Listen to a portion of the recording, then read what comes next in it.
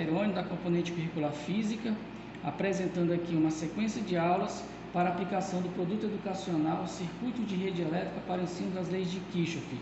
Bem, dentre os assuntos que nós iremos abordar, nós iremos começar com o tema de corrente elétrica. Bem, corrente elétrica, de forma mais simples, é o movimento ordenado de elétrons livres no interior de um condutor. Então, essas duas figuras aqui expressam exatamente aquilo que vai ser uma corrente elétrica. Nós temos aqui nessa primeira situação um condutor, que pode ser um fio, mas ele não está ligado em nada, e os seus elétrons, especificamente os elétrons da última camada, eles estão executando o movimento de maneira aleatória. As partículas em si estão executando o movimento aleatório. O que acontece? Se nós pegarmos esse condutor e em seus extremos ligar eles a uma fonte elétrica, nós estaremos ligando ele, na verdade, ao potencial positivo e ao potencial negativo. Então, devido a isso, irá começar a fluir corrente elétrica. Mas obedecendo a essa seguinte situação que nós já discutimos em assuntos anteriores lá em campo elétrico. Por exemplo, essa figura aqui eu tenho uma placa carregada toda positivamente e uma outra placa carregada toda negativamente. Bem, nós sabemos que essa placa carregada positivamente, as linhas de força estarão saindo dela, e a placa carregada negativamente, as linhas de força estarão se aproximando dela. Então, caso eu tenha entre essa placa uma carga negativa, aí vamos analisar um outro conteúdo também, revisar na verdade um outro conteúdo, que é a força elétrica. Cargas iguais, força de repulsão. Cargas contrárias, força de atração. Então observe que nesse extremo aqui, a tendência é essa carga se mover para cá. Em relação a esse outro extremo, a tendência é essa carga se mover ainda para cá. Ou seja, a gente vai observar que ela vai ter uma tendência de se mover nessa direção. E se a carga fosse positiva, seria a mesma coisa em relação à atuação de forças, mas de forma contrária. Cargas iguais, agora positivas, repulsão. Cargas contrárias, atração para esse lado. Agora, esse movimento aqui dessas cargas, que antes nesse condutor era dado de forma aleatória, quando ele passa a ser ligado nos extremos de uma fonte elétrica, aos dois potenciais, internamente por toda a extensão do campo do condutor, nós teremos o campo elétrico. E essas cargas aqui terão a tendência de se alinhar com esse campo e executar agora um movimento de forma ordenada, que é exatamente o conceito, movimento ordenado de elétrons livres no interior do condutor. Então, nessa situação aqui eu tenho corrente elétrica e nessa outra aqui eu não tenho corrente elétrica. Por quê? Porque aqui os elétrons agora eles irão fluir de maneira ordenada. Bem, como nós iremos calcular essa intensidade de corrente elétrica? Aí é a fórmula de aplicação, que são as cargas em movimento, que é exatamente aqui o Q, dividido pela variante tempo, né? Porque tudo que se movimenta, ele vai gastar um certo tempo para sair de um lado e chegar em outro. Então, essa relação de carga em movimento pelo tempo é o que nós iremos denominar de I, que é o símbolo da corrente elétrica, certo? Aqui embaixo eu tenho as unidades. Corrente elétrica é dado em ampere.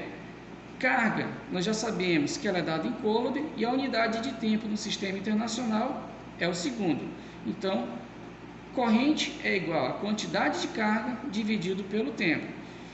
Mas nós temos outras coisas a serem analisadas em relação à corrente elétrica. Nós temos os sentidos da corrente elétrica, que são dois: o sentido real e o sentido convencional. O sentido real é analisado o movimento das cargas positivas, como a gente pode observar aqui na figura de cima. E o sentido real, o movimento das cargas negativas, como nós podemos também observar na figura de cima. Bem, uma definição mais específica seria que o sentido convencional, as cargas positivas se movimentam no mesmo sentido do campo elétrico. Na figura de cima, o campo elétrico está para lá, e essas cargas estão seguindo o mesmo sentido do campo elétrico, sentido convencional. E o sentido real, porque é o que ocorre na realidade, que é o movimento do elétron, as cargas estão ao contrário do sentido do campo elétrico. Observa que o campo elétrico está nessa direção e nesse sentido, e essa carga negativa em movimento nesse sentido aqui, que é o contrário do campo. Então, que é o sentido real. Uma observação. Às vezes a gente fala em carga positiva e negativa, mas vamos ampliar isso. Imagina um corpo positivo e um corpo negativo. Um corpo positivo, com certeza, ele vai ter mais prótons. Mas uma outra maneira de analisar seria que o corpo carregado positivamente, na verdade, ele tem falta de elétrons. E o corpo carregado negativamente tem excesso de elétrons. Bem, além dos sentidos da corrente, o real e o convencional, nós também temos os tipos de corrente elétrica, que é dois: corrente denominada de corrente contínua e a corrente denominada de corrente alternada. A corrente contínua, a corrente sempre vai seguir o mesmo sentido, sai de um polo e sempre vai a outro, que seria o exemplo que tem em cima em relação à pilha. Aqui eu tenho aqui, por exemplo, uma bateria, que é uma pilha, certo? Essa pilha, ela só fornece corrente contínua, certo? Aqui eu tento fazer a comparação ao polo positivo e polo negativo, né? São os dois potenciais. Então aqui a gente só vai ter corrente contínua saindo dela, sempre vai de um polo e vai para o outro, sempre assim. Se fosse a alternada, aí seria o contrário. Seria o contrário, não. Haveria uma intercalação entre o positivo e o negativo. Ora, ele estaria no sentido positivo, ora ele estaria no sentido negativo. O semiciclo, na verdade, diferente do contínuo, que só seria isso, o alternado, ele iria intercalar, ou seja, alternar entre o polo positivo e o polo negativo. Ele faria essa situação aqui, ó, para lá e para cá o tempo todo. Claro que na pilha não acontece isso, na pilha a gente só vai ter corrente contínua. Então, onde a gente vai ter a alternada? Bem, as tomadas que nós temos nas nossas residências, elas só nos fornecem energia de forma alternada, certo? Seria um exemplo de onde a gente poderia encontrar tanto tensão alternada como extrair corrente alternada de lá. Bem, na sequência, a gente tem aqui trabalho e potência elétrica. Trabalho é propriamente energia. Trabalho e energia são sinônimos. E essa potência elétrica vai seguir o conceito geral de potência. O que é potência? É a energia. Isso aqui na verdade é uma letra grega, tá? Para relembrar, o nome é tal, mas significa trabalho, que é energia. Então potência é a relação da energia dividido pela variação de tempo. Essas fórmulas aqui já foram analisadas lá na eletrostática. Trabalho, que é a carga vezes a diferença de potencial. Esse UAB aqui, esse U significa a diferença de potencial entre os pontos A e B, que também pode ser encontrado em muitos livros dessa maneira. Em vez de ser colocado com a letra U, pode ser colocado com a letra V. Isso vai depender do autor do livro, mas ainda se utiliza aqui o conceito de corrente, carga dividido por tempo. Então, com isso, se a gente fizer uma relação matemática aqui, ó, o ΔT que divide passa para cá multiplicando, a corrente vai passar dividindo. Então, nós teremos aqui essa relação que o tempo vai ser a carga dividido pela corrente. Aqui são equações, são arranjos matemáticos, então a gente não vai se prender muito a isso, embora seja importante. Mas, para dinamizar o vídeo, essas associações de fórmulas aqui, nós chegaremos a essa fórmula de potência. DDP do ponto A e B vezes a corrente. Isso daqui é a potência que nós iremos calcular quando ela for fornecida. Potência, diferença de potencial, vezes a corrente. Sendo que potência tem esse símbolo aqui que é o W, que na verdade significa watt. A diferença de potencial é o volt e a corrente elétrica a gente já viu que é o ampere. Então, uma situação, quando a gente fala em 110 volts, 127 volts, 220 volts, na verdade a gente está se referindo a um potencial elétrico, que se for associado com outro pode ser uma diferença de potencial elétrico, que é exatamente essa representação aqui de U de AB, diferença de potencial elétrico. Bem, aqui novamente a relação de potência e energia, tá? Energia sobre tempo. Então, para que eu calcule a energia de um determinado aparelho ou uma energia de consumo, esse tempo aqui, ó, ele vai passar multiplicando a potência. Então, nós teremos trabalho, energia, é igual a potência vezes tempos. Fazendo uma associação com o nosso dia, nós teremos que, se essa potência for dada em kW e o tempo for dado em hora, nós teremos a unidade da energia que é utilizada nas nossas residências para o cálculo de consumo, que é o kWh. Isso aqui, então, é referente ao consumo de energia elétrica. É calculado dessa maneira, a potência vezes o tempo. Mas que potência é essa? É a potência do aparelho. Se você tem lá um ventilador ligado, esse ventilador tem uma potência. Se você tem lá uma TV ligada, essa TV tem uma potência. Se você tem um ar-condicionado ligado, esse ar-condicionado tem uma potência. Vezes o tempo que ele fica ligado, nós teremos a energia que ele está consumindo naquele tempo.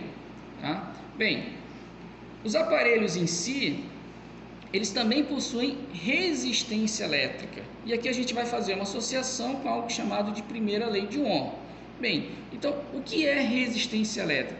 É a capacidade de um condutor de se opor à passagem de corrente elétrica quando submetido a uma diferença de potencial. Bem, isso aqui na verdade é um assunto ligado aqui com essa palavra aqui, resistor. O que é um resistor? Dispositivo que provoca uma resistência elétrica. Observa que os dois estão ligados com o termo que discutimos anteriormente, que é exatamente a corrente elétrica, carga dividido por tempo. Mas o que faz então esse condutor ter uma resistência? Bem, isso está relacionado com facilidade de movimento. Se um determinado condutor dificulta muito a passagem da corrente, então esse condutor ele vai ter uma alta resistência elétrica. Se um determinado condutor facilita mais a passagem da corrente elétrica, então ele vai ter uma baixa resistência elétrica. Por quê? O que é resistência elétrica? A capacidade de um condutor de se opor à passagem da corrente. Então, quanto mais dificuldade a corrente elétrica encontrar, maior vai ser essa resistência elétrica. Quanto menos dificuldade a corrente elétrica encontrar, menor vai ser essa resistência elétrica. E existem aparelhos específicos para fazer essa resistência elétrica ser mais evidente, que é exatamente o resistor, dispositivo que provoca uma resistência elétrica. Bem, no dia a dia, talvez ele seja mais facilmente encontrado em aparelhos como ferro elétrico e chuveiro elétrico. Por quê? O resistor, por ele, tem um efeito chamado de efeito Joule. É um aquecimento. Então, observa que tanto o ferro elétrico como o chuveiro elétrico, eles provocam um determinado aquecimento, certo? Isso está ligado ao resistor que tem dentro dele. Aqui eu tenho um exemplo simples de um circuito com uma lâmpada e uma fonte elétrica aqui, que é a nossa pilha, onde ela já está funcionando, já está atuando, né, já está acesa, no caso, ligada, com um potencial positivo e um potencial negativo. Então, eu tenho aqui corrente elétrica fluindo nesse circuito aqui. Essa fonte elétrica, como eu falei, é chamado de diferença de potencial e ela pode ser trocada por esse símbolo aqui. Então, sempre que a gente encontrar esse símbolo, a gente vai estar se referindo a uma fonte, que pode ser uma pilha, que representa uma fonte elétrica, um gerador, por exemplo. Potencial positivo é o lado maior dessa barra aqui, e o negativo, o lado menor. Então, entre eles eu vou ter uma diferença de potencial. Como o circuito aqui está fechado, vai passar corrente elétrica. Essa lâmpada aqui, para simplificar, é como se eu estivesse caracterizando aqui uma lâmpada do tipo incandescente, aquelas mais antigas que tinha aquela mola no meio. Aquela mola do meio eu vou identificar como sendo o resistor. Esses três elementos que tem aqui na figura, ó, DDP, corrente elétrica e resistência, unidos, eles vão me dar, na verdade, aquilo que é chamado de primeira lei de Ohm, que se resume a essa expressão aqui: resistência é igual a DDP dividido pela corrente. Ou, se você passar a corrente elétrica multiplicando, eu vou ter R vezes I. Ou seja, a DDP é igual a resistência vezes corrente. É uma outra maneira da gente expressar a mesma lei de Ohm. Lembrando que nós já vimos que a DDP, a unidade, é o volt, a corrente elétrica é o ampere E a resistência possui esse símbolo, que é o ômega, que nós chamamos de Ohm. Então, geralmente, muitos aparelhos também têm a identificação da sua resistência. Então, se você, por exemplo, encontrar um aparelho, geralmente está atrás do aparelho, a etiqueta dele, e tiver esse símbolo, ele significa a resistência daquele aparelho, que pode ter também a potência dele, que no caso vai ser dado em watts. Exemplo aqui seria 10 ohm e 20 ohm, resistências que podem ser encontradas. Bem, agradeço a atenção dessa aula. Esse vídeo aqui é uma produção da Tyrone Produções, um vídeo com orçamento muito baixo, né? Por isso que está de forma simbólica aqui. No entanto, nós estamos visando aqui a qualidade do material apresentado em termos de conteúdo.